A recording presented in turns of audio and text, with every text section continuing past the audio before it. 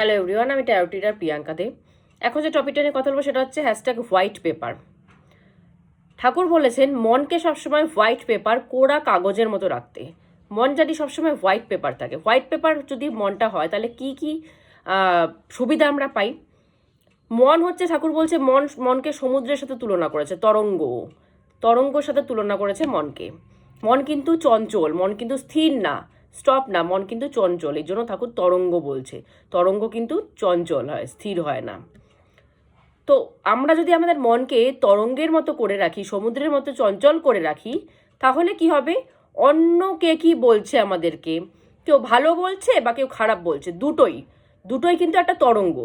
তো ওই তরঙ্গটা এসে আমাদের মনের তরঙ্গকে ধাক্কা মারবে। ভালো জিনিসও ধাক্কা মারে, খারাপ জিনিসও ধাক্কা মারে। তো ধাক্কা মারলে কি হয়? একটা তরঙ্গ যদি একটা তরঙ্গকে, ওয়েভকে ধাক্কা মারে, সেটা আরও কিন্তু নড়ে যায় জিনিসটা। তো তাতে কি হচ্ছে? কেউ যদি আমাদেরকে এসে ভালো কিছু বলে দিচ্ছে, তাতে আমাদের মনটা নড়ে যাচ্ছে, খুশি হয়ে যাচ্ছি আমরা। আবার কেউ যদি এসে আমাদেরকে খারাপ বলে দিচ্ছে, তাতেও কিন্তু আমরা দুঃখী হয়ে যাচ্ছি, তাতেও কিন্তু মনটা নড়ে যাচ্ছে, তরঙ্গটা কিন্তু ধাক্কা বেশি করে মারছে, নড়ে যাচ্ছে। তো কেউ ভালো বললে আমরা খুব খুশি হচ্ছি, কেউ খারাপ বললে আমরা দুঃখী হয়ে যাচ্ছি। কেন? কারণ আমাদের নিজেদের মনটা চঞ্চল, আমাদের নিজেদের মনটা স্থির না। তো এই জন্য ঠাকুর বলছে নিজের মনটা কোরা কাগজের মতো রাখো। কোরা কাগজ মানে হোয়াইট পেপারের মতো রাখো, যাতে কেউ ভালো বললেও তোমার মনে তরঙ্গ নড়বে না, কেউ খারাপ বললেও সেই জিনিসটা তোমার মনে তরঙ্গটা নড়বে না। এই কাজটা খুবই কঠিন, খুবই কঠিন। নিজের মনকে হোয়াইট পেপার বানানো অতটা সহজ না, সবাই কিন্তু পারে না। খুব কম সংখ্যক মানুষ পারে।